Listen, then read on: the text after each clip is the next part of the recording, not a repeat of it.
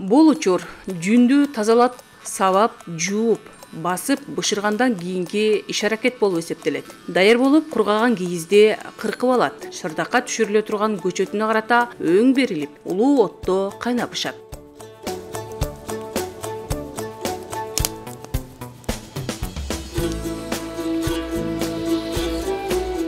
Биринчи казанга туз салып алабыз.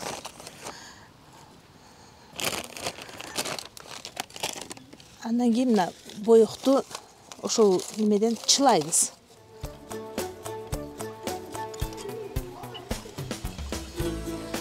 Бир килограмм кийизге бир куту боёк жетет.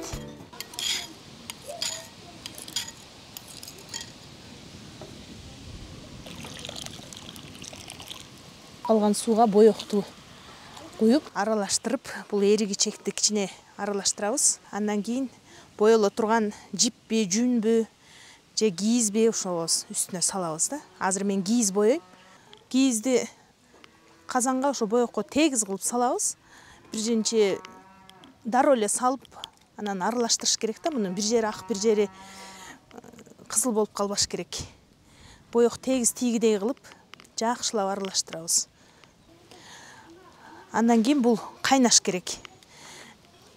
Боёк абдан сиңип, суусунда боёгу калбай калгычакты кайнайт. Буга мурда биздин чоң энелерибиз эми мурунку боёкчулар кекире деген чөптү кошуп кайнатышкан да. Себеби кекире деген чөп аябай ачык болгондуктан ошол кийизге күбө көпөлөктөр түшпөй, күбөдөн сакташкан экен. Анан боёгун дагы чыгарбай, жакшы кармаган экен. Биздин боёгубуз азыр мына кайнагандан кийин анан өңүнө чыгат азырынча. Ушундай болуп сиңди.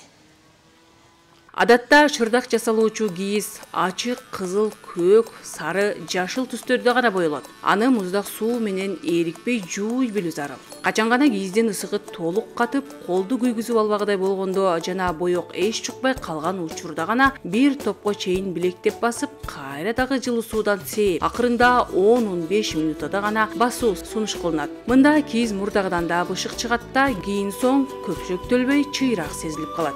Андан кийин кайнап бүткөндөн кийин муну чыгарып, ысыгында кайрадан билектеп басабыз да. Себеби бул кайнаганда бошойт да кийиз. Бошоп кетет. Анан чыгарып алып, боёо процесс бүткөндөн кийин кайра билектеп басабыз.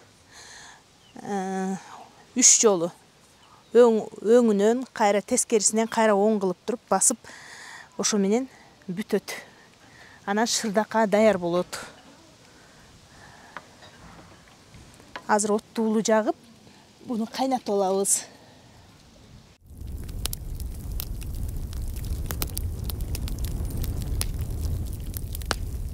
Мына боёкту салып алдык эми. Бул боёк абдан сиңип, боёк калбай калгычакты кайнаш керек. 1-2 саат кайнаса болот. Абдан сиңип, кийин боёгу дагы чыкпагыдай болуш керек да.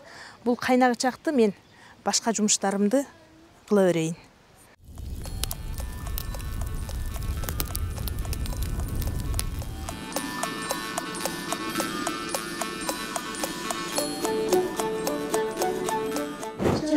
Жүзүң мөлтеткен, апаңдан башка өппөгөн, ала жасайган чырпыктай, анда сен 15 жашта элең, анда сен 15, анда мен 15, анда сен 15 жашта элең. Ажарым жүрөк өрттөнгөн,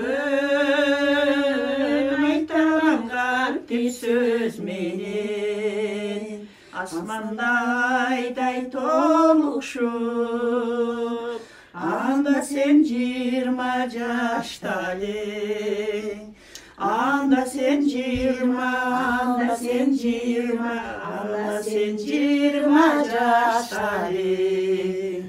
Кантиңиздер?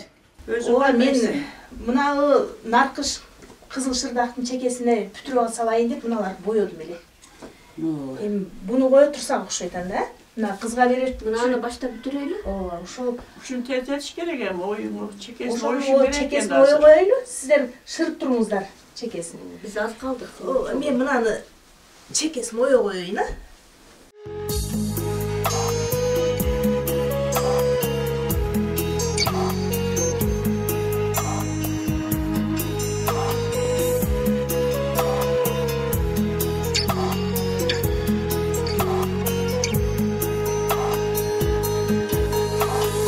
Кургап даяр болгон түстүү кийизге ою чийип, аны ийизи менен оюп алып, бири-бирине беттеп жайгаштырууда бир топ машакаттуу иш. Бул кийизим тегиз, өтө калың эмес. Бычак менен, негизи бычак менен кесчү элек. Анан кайчы менен кырккан тегиз да болот, жылма да болот, оюлар тегиз түшөт. Ошон үчүн мен кайчы менен эле кыркайын деп чечтим да. Негизи бор менен сызып алыш бул жөнөкөй эле долбоор да. Анан мынтип кыркып кетип атканда өзгөрүп кетиши да мүмкүн. Жылып, анан өзүң дагы кетип атып эле, бул жери мынандай кылып кыркып коеюнчу деп эле кыркып коесуң да. Анан бул оюмолордун бирдей түшкөнү да өтө маанилүү, өтө мааниге ээ. Бир жерин ичке, бир жерин жоон кылып койсоң жарашпай калат. Мисалы мына оюларда деле баардыгынын башы бирдей болуш керек. Мына жери менен, мына каранын кесилген жери менен кызылдыкы да бирдей болуш керек. Ошондо көзгө дагы толумдуу, жакшынакай көрүнөт. Мен азыр чийип аткан ою бул кочкорок деп эле аталат. Бир эле кош кочкорок десек да болот. Себеби мен мына кочкорокду дагы бир аз ийсем, кош кочкорок болуп калмак да. Азыр мен жөнөкөй эле кочкорок болду. Анан буну баатыр оюму деп койсок да болот. Мына баатыр, бул баатыр, мынантип турат да, баатыр. Эли жерин коргойм деп. Бул жакта мына үй. Үйдүн ичинде. Эми ар бир адамдын үйүнү болгону жакшы да үстүндө.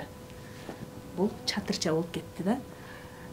Бул баатыр оюму, анан кочкорок болсо деп атасак да болот.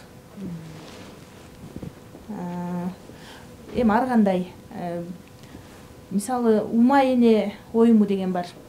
Бул жерде ошол ума эне оюму мына жерде көрүнүп турат. Мынакей. Бул эненин образын берет.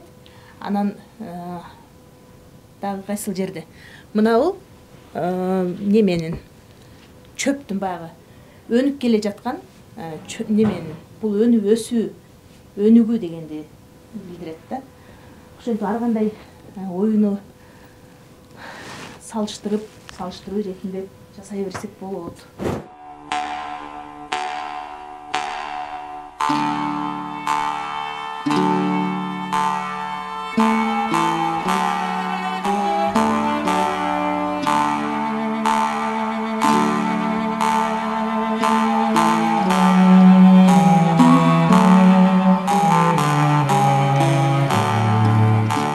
Айылдын керемети ушунда болсо керек. Колу коңшу баары биригип, көпчүлүк колдон өткөрүп, талай жолу чоң жумуштар бүткөрүлгөн. Анын сыңарында эле Гүлүмкан айымдын шырдагын шырууда да чебер апалар биригип, андан мындан кеп салып олтуруп, ишти бир кыйлага арбытып салышат. Кыздарына ушундай шырдак жасап беришчү апалар. Анан биз деле бала кезде отургузуп алып ошо шырдак шырыганды, кийиз жасатып, өзүбүз кийизге аралаштырып, кийизди айылда кыздар, келиндер чогултуп апалар. Анан эркектерди кошуп, тарттырышып, кайнак сууну куюп алып, кийиз жасашчу, анан шырдак ичинде ойдурушу, анда палан чеберкен, пүлкендин келини чеберкен дешип, ой отурган келиндер чакырып, оймон оюп бермон дешип, анан келиндер бирөөлүк ойдуруп, анан кийин жанагыдай жөрмөтүп, боетуп, боегондон кийин да кырттырып, анан кийин жөрмөтүп ушентип апаларыбыз бизге үйрөткөн. Кийин өзү ошол бала кезде үйрөнгөн иш болуп калат. Анан сайма сайдыруу, баягы чибаркут деп материал ушундай шырдак бар эле. Анан боз үйгө атайын кийиздер туурдук деп, кийиз кылганда да ошентип жасатышчу. Ушул койдун эле жүнүнөн кыркып алышып. Ana bu şırdak kılganda tüstü giydirmeye şırdak kıl. Үйрөнүп al keyin özübüzde şu kızlarımızga jasadık. Berdik, men özümde her bir kızıma berdiğim keyin. Keyinki günde Gülümkan aytkanday solgundap ketti. Elder gilem götüşüyle şırdak dege unutуп adam zolduk ошондой болуп кеткенде. Азыр кайрадан эми бул натуральный солукка жакшы экендигин билип шырдак кайра калыптана баштады. Эми жасай башташты шырдакты элдер билип. Тапанга басканга дагы жыл натураль бул солукка да пайда кандайдыр. Ошон үчүн кол иши дагы болот экен бир жагы.